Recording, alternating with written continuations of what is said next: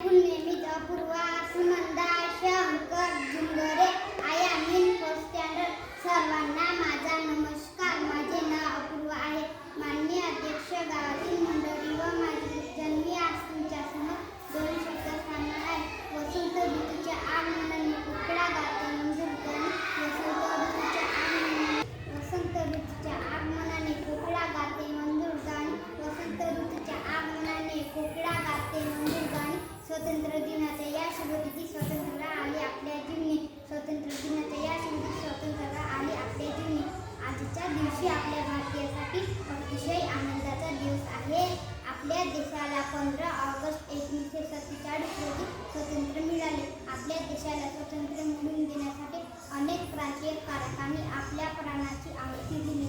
यांना स्मरण करण्याचा हा दिवस आहे.